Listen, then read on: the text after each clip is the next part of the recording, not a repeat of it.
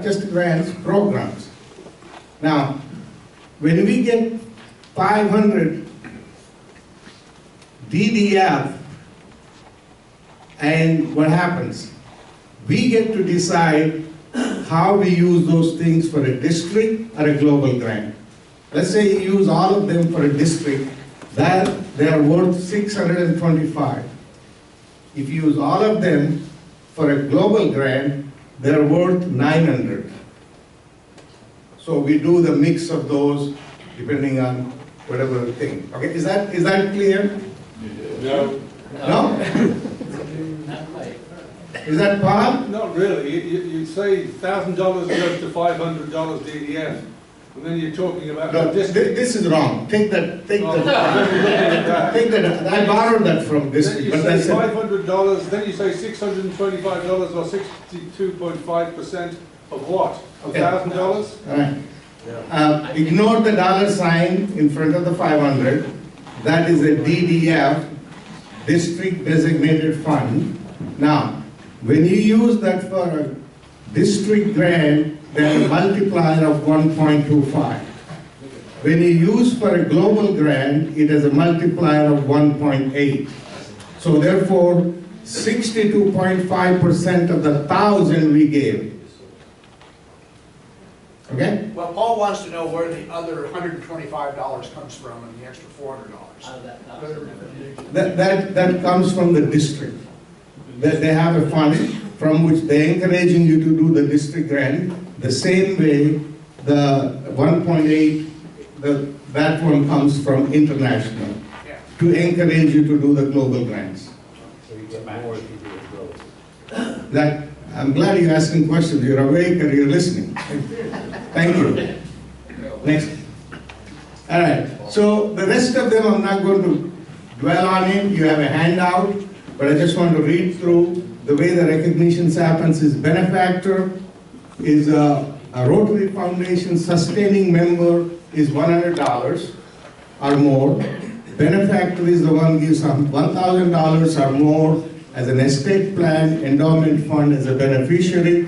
Then you got Paul Harris Fellow recognition, that is $1,000 or more, and that is not just in a year, but could be cumulative. This is important. And to encourage Paul Harris Fellows, our club is matching $100 with 100 foundation recognition points, which you can become Paul Harris Fellow with the $500. Okay. Next, multiple Paul Harris Fellows is additional 1,000 gets you to Paul Harris +1, +2, so on. Now, the Paul Harris Society members, different from Paul Harris, you must give $1,000 or more in that year, in that Rotary year. That's what qualifies as Paul Harris Society member. Next.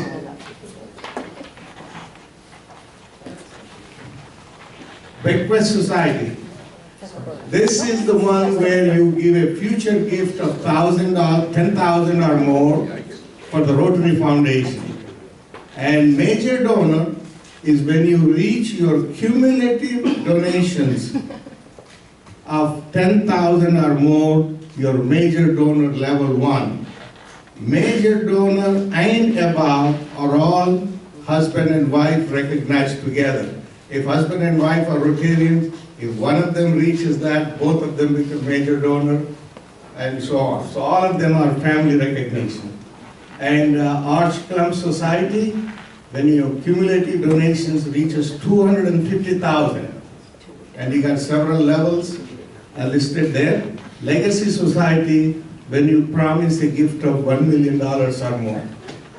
And there are many other categories. I'll send it as a handout. Next. Club recognition. 100% Paul Harris Fellow Club. I've been trying that for the last 2 years. We came very, very close to within 8 members. I'm hoping we'll do it next year. And so then 100% Paul Harris Society Club. By the way, there are clubs, and with all of them, at least few of them everywhere. So we're not, I think we're doing quite good, but we just have to get there. 100% Paul Harris Society Club. Each and every dues-paying member need to be a Paul Harris Society member.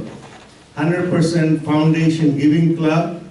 Again, 100% participation, and average of 100. We're already beyond that. With at least $25 to any or all of the following Rotary year, and we met that. Yeah, because we included that EREY, that allows us to be that because we're already $100 or more. Okay, next. Rotary Promise Club. Well, $1,000 or more in an estate plan. Every Rotarian every year, we are taking $25 from the membership, so we are automatically meeting the every Rotarian every year. All right. Next. All right, so wrap it up. How do I donate? Best way to do, straightforward, is myrotary.org. So next week, next couple of weeks, I'm going to be with my computer with my fellow members to help you navigate and see how to do that. There are a lot of questions. I'm not going to cover them here, but I will show them. Then personal check payable to the Rotary Foundation, and you can make a note of any one of those categories. You can mail it or give it to us. I'll process it. I've already taken a lot of time. Thank you very much.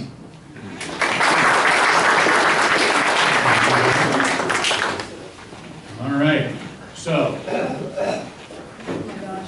up next, Kathy. Oh, thanks, Mark. Actually, I have a very nice team assembled to help me at this party, so I'm very excited. We've got some red badgers and old timers, and it's going to be a lot of fun. So they just know what they have to do. And I hope that most of you will consider coming and helping the rest of the team, as they're setting up tables and doing all kinds of things with gifts. And I know that the Morning Club is doing most of that, but they'll take all the help they can get because it's a big party. We have about 150 kids invited, and then there's always an extra kid from the siblings and one parent. What time and what day? It is December 7th. What time do you want us to show up? Noon. Thank you. Noon. Anything else? All right. Nope, nothing else. Next. Santa's going to be there though, but it's not going to be you, Mark. I know, I'm looking bushy. All right, so, Past President Sheila, so you'll remember that I promised that because you all are so awful in multiple choice tests, we're going to do some training. And so Sheila has graciously told us she's going to do a little teaching here about recycling. So what have you got? Okay. You got 3 baskets. All right. Oh, do you have my slide? That is your slide. No, There was no, I a- sent the one that had the. Oh, bummer. Quiz. I sent it to everybody. Darn. Okay. Can you do it without? Yes, I can, but it'll be A. Okay, well, A, B, or C, and other. Okay. So if you all remember, we have a slide, and we'll make sure that I'll send it twice next time. For choosing, there's the green card, the blue card, and the gray card, and then we have other.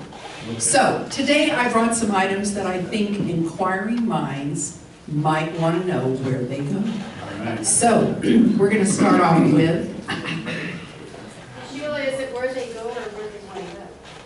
well, it's where they go for you. Where do you put them? Where do you put them when You you're put them in actually? green, recycling, or garbage? All right. Okay. All right. There we go. How many people think green? How many people think recycling? It is an aerosol can. It's an aerosol can. Okay, how many people think? Okay, raise hands. Green, how many green? No. Recycling, how many recycling? Okay. Garbage, how many think garbage? How many think other? Other. And what is it? This is recyclable. So completely empty aerosol cans. Even though they've got multiple materials on them, plastic on the top? Yes, so, Yeah. it's, well, It is. and that's why we're here. So this one, when it's completely spent, There is no more propellant in there. This is a steel can. And the industry would be very upset if we were throwing these in the landfill. So yes, definitely this can be recycled and it goes in your blue card. I said it has to be completely spent. Now, if you have one where the top breaks off and it has paint in it, where should it go then? Garbage. No. Oh, that's Okay, so if you... materials.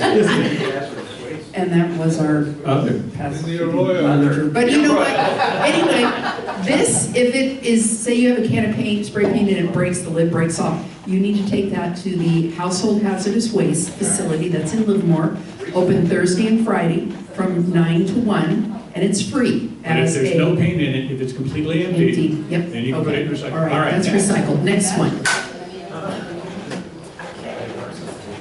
So it's an egg carton, and it is, sort of looks like it might be made out of a paperish material. Right.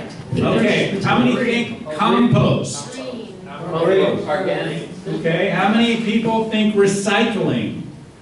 How many people think garbage? How many think other?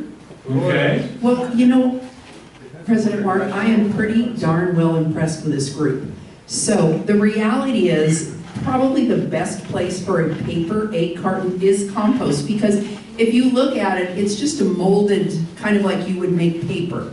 It's not a very durable container, so its best life could be or would be in the compost. But if you do have a clean egg carton, we would not object to you putting it in the recycle bin. But its best home, as you indicated, is the organic bin. All right. Here we go next. Sheila, if it has any debris from an egg in it. If there's any food at all, it goes in the compost. But if it's clean, Yeah, if it's clean, Could go either. it could go either. okay. That's up to you, okay? Next. What if it's plastic egg carton? So the plastic egg cartons, like my next option here, we're gonna include that plastic egg carton. Okay, so we have a to-go container, black bottom, clear top. Should this go in A?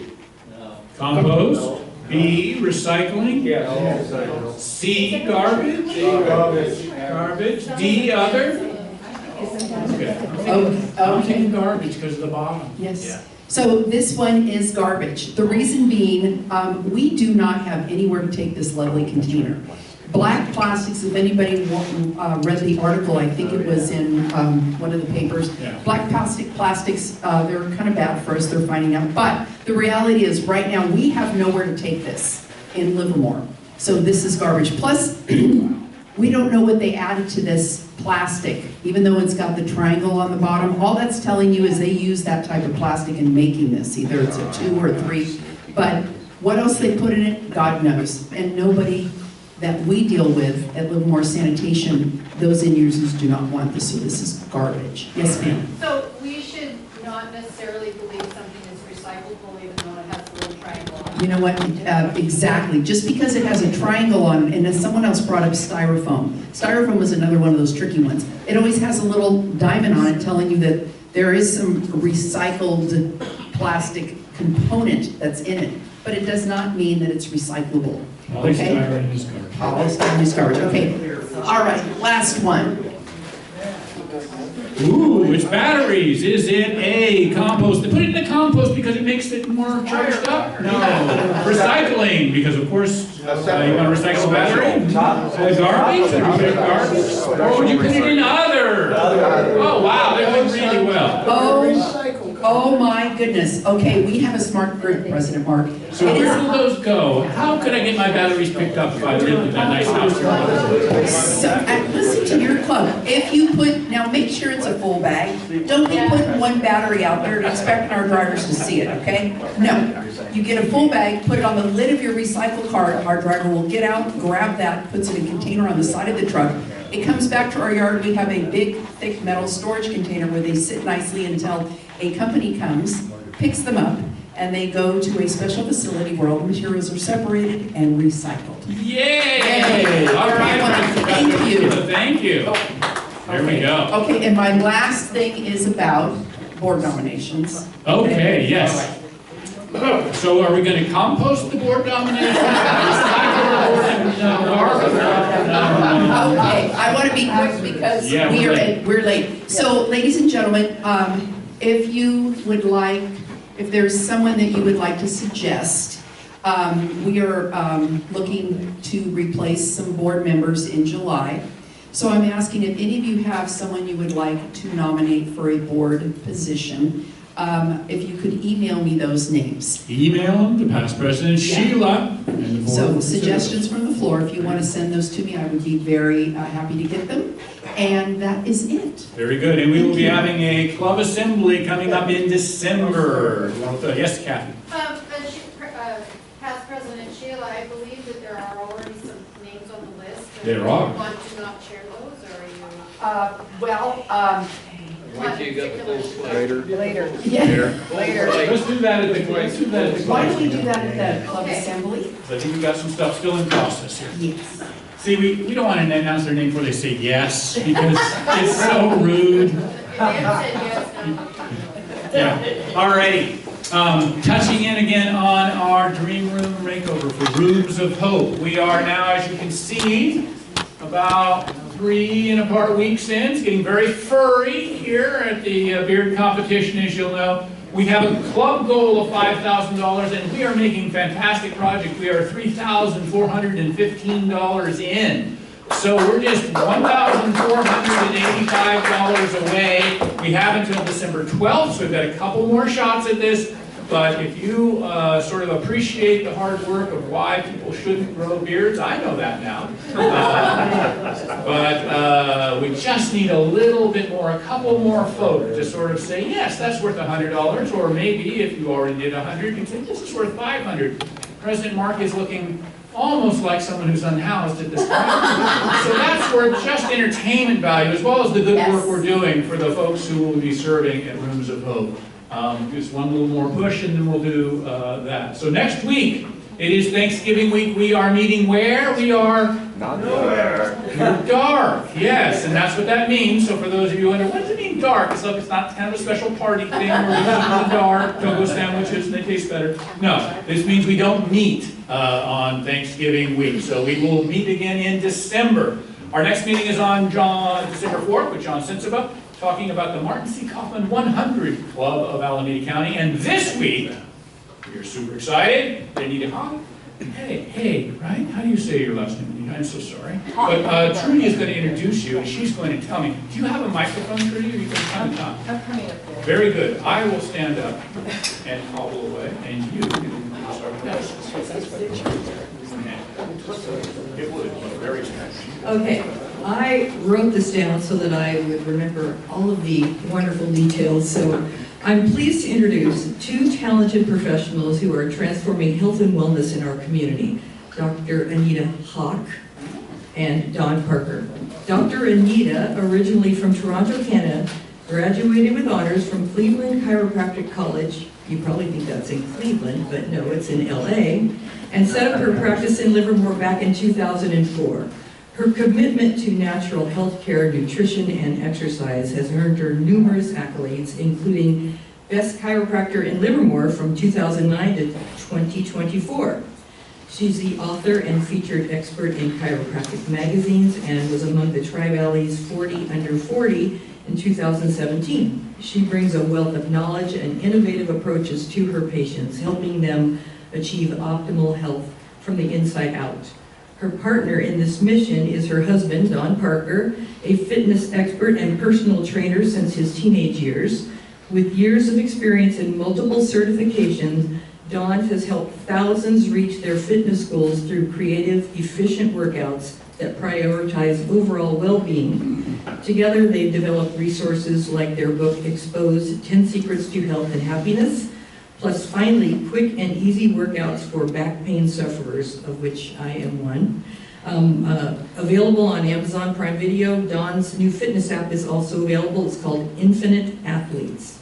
In their Livermore practice, Dr. Anita and Don combine chiropractic care with their personalized fitness and therapeutic services to address the root causes of health issues.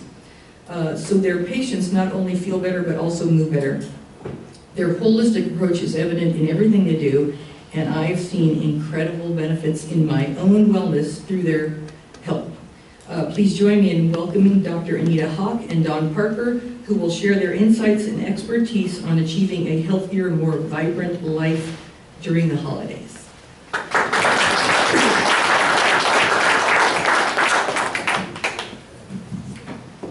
All right, I'm going to take this out because I'm so short, and I'm going to come out here to make sure that you guys can all hear us, and I'll pass it along to you. So thank you so much for that wonderful introduction, Trudy and Dave. Thank you for having us, and it is such a pleasure to be here with you all today and share some tips. So if we can kind of move forward on the slide to the next one.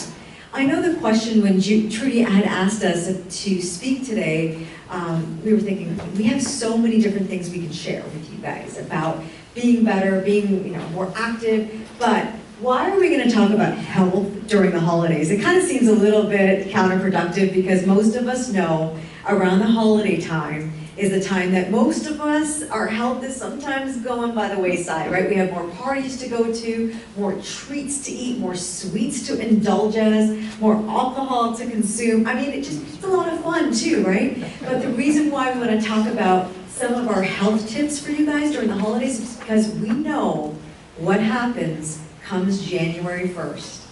Most people who maybe let their health slide, sometimes it's not just holidays, it's all year round. Come January 1, what happens? That's when the resolutions that never really come true start to come in place. Okay, now I'm really gonna lose this holiday weight, right? I'm gonna start this exercise program. I am gonna start eating more salads, right? Like these are the things that happen January 1st, and then by February 1st, some of that motivation goes down. Has anybody ever experienced this in their life? Yes, I'm guilty too. We all have done this. So our goal today is to share a few tips that you can put in place right now during the holiday season so you don't have that regret come January 1st of, oh no, I've got to lose this weight, I've got to get better. And these are some practical things that we use in our life that we think could be helpful for you guys as well. So if we can move to the next slide. We have put something out on the tables for you guys. I know, more paperwork. You guys seem to have a lot already, so I apologize for that. But if you can take a moment, there's something on your table in front of you. There should be. If you don't raise your hand, we'll get one to you. It's called the Health and Stress Survey. And the reason why we brought this is because sometimes being asked questions helps you to decipher where you are in your health journey and where you really are, because maybe you haven't thought about these things. So if you can take a moment, there's some pens on your tables in front of you, and you can share them if there's not enough, but throughout the presentation, there's just 5 or 6 simple questions, and you can fill it out for yourself. But what we're going to do is at the end of our presentation, we are going to raffle off a few gifts. So once you're done filling this out, if you want to partake in being a possible winner of something healthy, you're going to fold this up. And Katie will collect them towards the end of the presentation, and we will pull out some names. Sound good? All right, so we'll come back to this towards the end, and we're going to just move forward here. All right, so let's start off with this. How important do you guys think oxygen is? I mean, yeah, right? Like, come on, obvious. Okay, so should we do the test? Let's do the test. I'm going to pass it along to Dawn here to do the test. All right, so my favorite time of the year are the holidays because I'm a very, very picky eater when the holidays come, so I'm good with that. So what I'm going to have each and every one of you do is go ahead and lean forward like you're on your phone. Everybody's on their phone, right? Who's not doing this all the time? Pretend you're on your phone or computer or whatever you do, okay? And I want you to take a deep breath. Okay, so breathe in and breathe out. A real deep breath. Do that 3 times. In and out. Deep breath. There you go. You got your phone in your hand. Okay, now that you've done that. First off, question for you guys.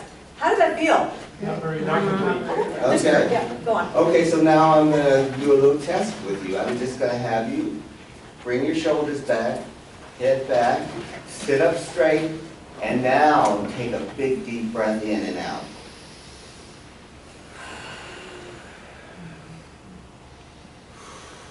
Did that feel any different?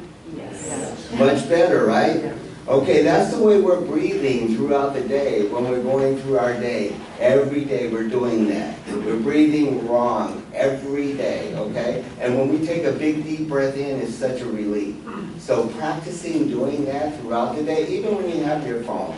And I know Dr. Hawk, she'll tell you, keep your phone up here, not down there. You know, if you're looking at the computer too long, I suggest you get up and take a break every 10 to 15 minutes if you're doing any kind of computer work or anything like that. So it is very, very important, like everyone said, oxygen is important. So just keep that in mind when you're breathing. And like another tip, thanks Dawn, another tip on that is most of us don't realize how we're not breathing throughout the whole day. We're kind of shallow breathing because we're breathing like this, just like when you do the test, right? Now most of you hopefully are sitting up taller and trying to keep that posture, but it leads to fatigue. It's going to lead to possibly headaches. It's going to lead to hunger that's not really hunger. So there's a lot of health issues that come from us just not breathing correctly. So easy thing to do is just to sit up taller when you're feeling tired. If you feel like you need a nap, first do the deep breathing exercise and it will help you move along. So let's go to the next slide here. So that is kind of our tip number one, is your posture is directly affected to how well you're going to function and therefore how well you guys are going to feel. It's that quick and simple and easy. These tips that we're bringing to you guys are not like, you don't need to be a super smart person to get this. It's so logical. It's just stuff that we forget throughout our lives. We forget about it. We get bombarded by so many things. So since your spine houses something so important, let me ask you guys this. How does your brain tell your legs to move, for example? Nerves, exactly. There's some smart people here at this Rotary Club. Who said that? He gets a prize. So you're absolutely, your nerves, and guess what your nerves, guess where they come from? Come from your spine. That's why your posture is directly affecting how well you function or don't function. So somebody whose posture might look like, you know, who kind of like looks like this all the time, and I see this, not to make fun of them, this is just how it happens nowadays, because we are so tech-driven that we're constantly having our heads forward, right? It's this problem that even after you stop using your tech, guess what? Your shoulders are still grounding forward. So that's why your posture, therefore, can start to make you feel more tired, more pain, more stiffness, and a lot of these other health issues. So that's why we're going to implore you guys to sit up tall. If you're having issues with your posture, then that's something else we should talk about. Meaning, if it hurts to try to sit up tall and have your shoulders back, that's a signal that something may not be working right. Something may not be in the right position. You can go to the next slide, please. So this is kind of what I was talking about, and this is of course my passion and expertise, because if you can't tell already, I get a little excited, but when I learned about this back in chiropractic college, I was amazed, and wow, everything is connected to your spine through those nerves, because without the nerves, your brain can't talk to the body. And you know what's really cool and kind of crazy at the same time is that your nerves, most people think, for something to hurt, they don't realize it's your nerve that's telling your brain. But only 2% of the nerve has pain receptors to tell your brain something hurts. Your body's designed amazingly like that, so that if something is irritating a nerve, you're going to still be functional. You're not going to be constantly in pain because we're always moving around, right? So that's why a very small percentage of our nerve actually gives us pain signals. So it's a protective mechanism, but that can also hurt us, because sometimes we can have things pinching on our nerves, but you don't feel it.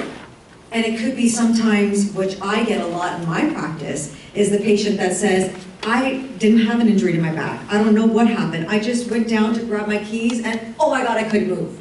Has anybody ever heard of that story or scenario before? Yeah, right? I know I have all the time, but that's because the injury did not happen for that person the moment they bent down to grab their keys. They probably had something irritating the nerve, they just didn't feel it, okay? So that's why I wanted to bring this slide to your attention and to remind you how much your posture really is affecting all the functioning of these nerves. We can move to the next slide, please. Okay, tip number 2. Let's talk about stress. You know, because holiday time is definitely a stressful time, and stress can be happy stress too. Whether it's a new wedding, new family member joining, stress can be a positive thing, but it still impacts our body sometimes in really negative ways. And all of us know, right, that stress is the precursor to most dis-ease. Did you hear how I said that? I didn't say disease, I said dis-ease. So a lot of times the doctor will say, you know, you gotta be careful with your cholesterol, but what usually precipitates the heart attack is a stressful moment. So that's why we wanted to give you guys a couple of tips, things that you can do to help you. Some of this, again, is common sense that Don and I talk about. So one is obviously take your breaks. He mentioned, you know, every 15, 20 minutes, take a break. And that is so true, because most of our minds can control our body, right? Sometimes even when your body's telling you, you know, you're tight, you're tired, you're hungry, you're thirsty, your mind is like capable of saying, shh, quiet, keep going, right? So that's why I'm gonna implore you guys to listen a little bit more to your body signals, and that will help you. Number 2, Don always gets on me on this one, which is getting proper rest. Proper rest, yeah. So, how many hours are we supposed to be sleeping a night? 7 to 8. Okay, did you guys know that as we get older, we actually need more sleep? So 7 to 8 is great, you know? What a surprise, yes. But once you're past age 55, 60, 65, there are charts out there that tell you, yes, you need more rest, more sleep, exactly. So take those naps, take that time. And your sleep quality is so vital so that you can replenish yourselves, have your immune system working for you, okay? And then number 3 is self-care, right? Take the time to take care of yourselves. I think oftentimes during the holidays, we get so ramped up with all the things we have to do, all the fun stuff, all the family, all the parties, that sometimes we can put our health, our needs to the wayside. Maybe you say, I'm not gonna do a massage, I'm not gonna take that yoga class, I'm too busy, but that's probably the time you need to do that even more. Okay, so having some self-care is absolutely a vital part. And then, you know, just a little bit of improvement. One of our tips that we offer our patients regularly is sometimes if you think of your health as a mountain to reach, if you think of a goal and it's a big goal, let me give you an example. You know, we have people come in all the time saying, I need to lose 50 pounds. Yeah, that sounds like a big goal, right? So big that sometimes even starting can feel intimidating. So instead, I implore our patients, we like to ask people, what could you do? What's one thing you can do to better your health today that you did better than yesterday? Perhaps, maybe it's, I'm drinking a little bit more water today than I did yesterday. Perhaps I'm gonna actually have another serving of veggies than I did yesterday. Perhaps I'm gonna take 5 extra minutes to get my heart rate up in my little brisk walk in the morning. I'm gonna take a little longer round. Perhaps I'm gonna actually do 5 push-ups today. You know, anything you can do that's just a little bit better than what you may have done yesterday is really how we start to progress and make a lifestyle change. And that's kind of what we like to help people do, is change your lifestyle, not just try to do a quick fix, because that doesn't usually work, right? Magic pills don't usually really work long-term for success. So that's why I wanted to give you guys some ideas to manage your stress. You know what else you can do to manage your stress when you're feeling stressed? Go back to our top tip number 1. Get more oxygen, yeah. Take some deep breaths. Like, how powerful is that, right? So it kind of goes right back to everything. Should we move to number 3, please? Okay, I'm gonna turn it over here to Don because he wants to talk a little bit about nutrition, which is one of the more important things. Oh, there we go. All right, this is a tough subject. Not only for me, but for everyone here, I'm sure. Now, nutrition is very important, obviously. So, how many people in here think they drink enough water? You answered it up, yeah. So if you're thinking you drink enough water, how much water do you drink?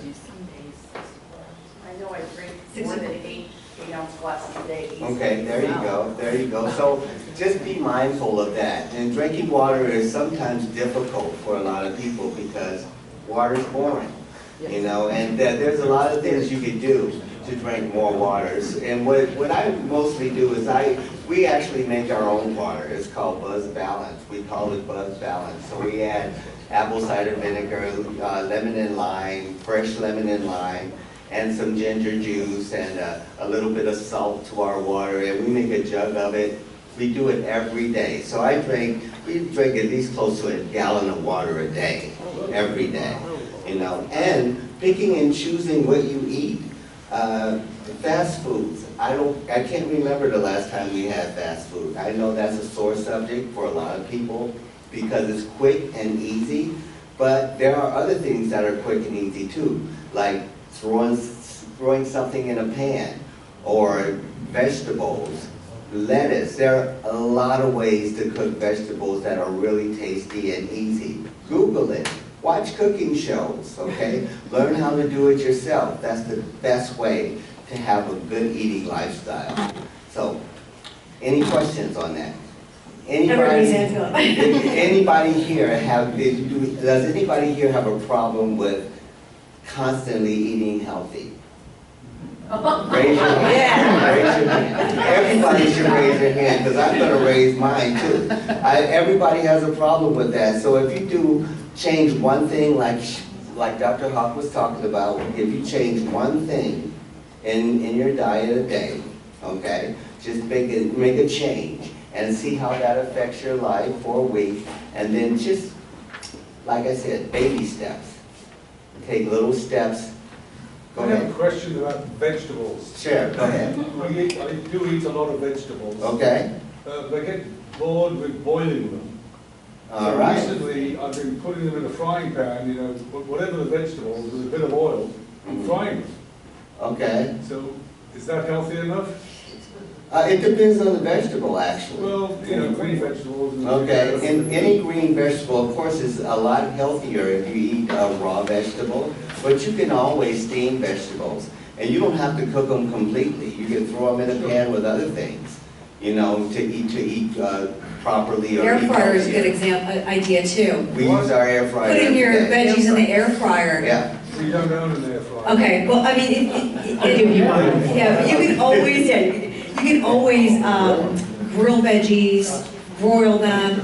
Really, the key thing is when you're saying, should I fry them, are they as healthy? Well, you know, you're gonna get a little bit of the oil in there. Doesn't mean it's a bad thing if you're using good oil. Olive oil? Right. Yeah, good quality oil is gonna help you, and high heat oil is also helpful. Were you gonna ask something? Oh, okay. You know, it's really not the foods that you eat, it's the quality of food that you eat, okay? And everything could be bad for you if you eat too much of it, or if you don't eat the proper amount, or if you don't eat the right kind, okay? So picking and choosing a healthier type of food is very important. So grocery stores always have things right in front when you walk in.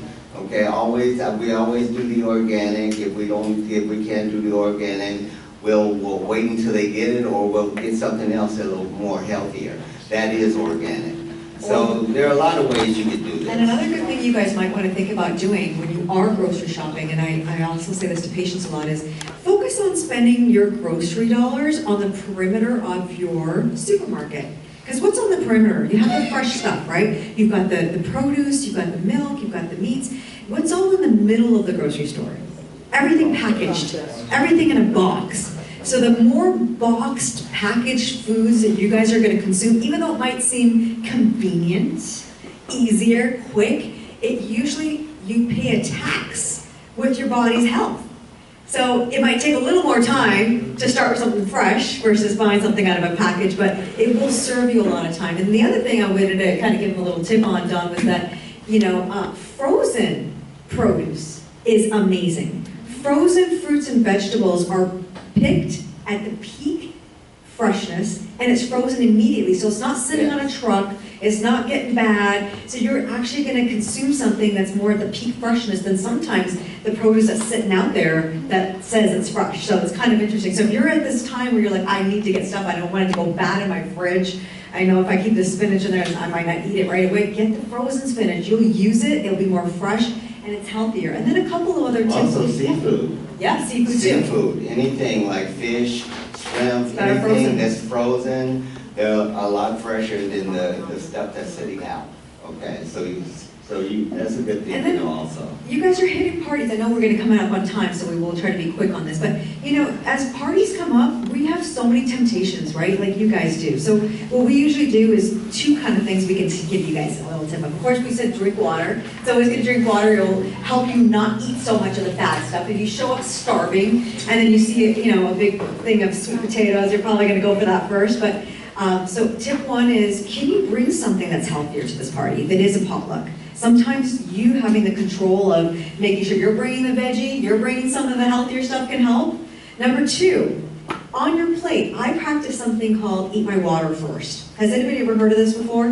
What do I mean? Eat your water first. So, the foods that contain the highest water content, things like soup, salads, your veggies on your plate, those foods are high water content. They're going to fill you up with the nutritious foods, and you won't have as much room to eat all the bad stuff. Usually, that will leave less room for maybe the pies, right? So, you know, just... Also fruit. Yeah, fruit Fruit too. has a high content of water. So these are the kind of foods that we try to fill up on first, but then you still want to have fun. It's still holiday time. We're not saying go on a diet and be like completely great here. We want you guys to have a good time in the holidays. So maybe pick your option. We can move to the next slide as well. We'll talk about this in a second, but we'll be really quickly because we know you guys have to get out of here soon. So just kind of give you guys a couple of tips on that. And then the last bonus thing we want to talk about is holiday time is a common time a lot of people get sick. Right? We all have all these things going around right now, whether it's the flu, the bird flu. I mean, there's so many things out there right now. So how do we keep your immune system fired up? It's actually much simpler than we realize. Okay, so some of the things we mentioned today will help you. One is getting more oxygen in. Two is actually drinking more water, helps your immune system. Three is better posture actually affects your immune system, crazy enough. Another thing that we do a lot as like an extra bonus, because we're around people all the time and we're trying to make sure we don't get sick, is we do some natural support. So if you guys haven't heard of oil of oregano, it's another great thing that you can kind of implement to improve your immune system. You can take a little dropperful. And then one simple thing is raw garlic, you guys. Has anybody ever had a raw garlic clove? Yeah. Okay, that is excellent for the immune system. It's actually antiviral, antibacterial. I know it's disgusting, but it's worth it. So if you start to feel like maybe my immune system's kind of getting weak, I'm feeling a little sniffle, that could be helpful. Okay, so we're gonna go ahead and move it on. So you guys, we know that we have such limited time to share a lot of our health tips with you. So that is why we wanted to give you a little bit of a gift from us, and that is the, if you have your phone out, you can take your phone with your camera open and you can scan the QR code. And we put together an app that has not only these tips, but nutrition tips, recipes, workouts based on your ability to exercise, whether you have an injury or not, stretching tips. So you guys will have access for 30 days for free. You can check it out, see what you think. You know, it's still the new phase, but we'd love to be able to offer that to you guys now to give you a little bit more than what we brought here today. And then the last thing, I know we're beginning with a quick lecture. One more slide forward. As we move forward, as I said, we promise we'd be quick, because we did give you guys a health survey, so we wanted to raffle off a few gifts, because a lot of times when we give these talks, we have people who have questions for us, maybe about some of the things that they've checked off. So if you guys remember that health and stress survey, Katie's gonna come around and take it from you. And then what we're gonna do is we're gonna pull anyone's name from there who has filled it out for us. And we will offer you guys to come in, and we're gonna give you guys not only a full exam, postural head to toe, but we'll also give you a 30-minute massage. So that will help with the stress as well at our office in Livermore, just as a little treat for you guys. So, Katie, do you have those sheets to pull around, and we can pull them afterwards, the health and stress surveys? Does anybody have any questions right now? I know we're getting the signal to like wrap up, but does anybody have any questions for us? Okay. And you can also grab her just as we're walking out. Yeah, I'll be hanging out, so we can answer any questions. All right, you got a question there? Well, thank you very much. Okay, now don't go anywhere yet. All right. All right, so we give our speakers the choice of 3 super healthy things. Thing 1 is a bottle of red wine. Thing 2 is a bottle of white wine. And thing 3 is a bottle of olive oil. Of those things, what would you like? You'll make the tough choice here. I think I'm gonna have the red wine. All right, here we go. Let's See how healthy we are? There's a lot of water. Exactly. It doesn't matter. Thank you guys so much. Any surveys? Thank Thank you you. so much. Thank you guys so much for having us.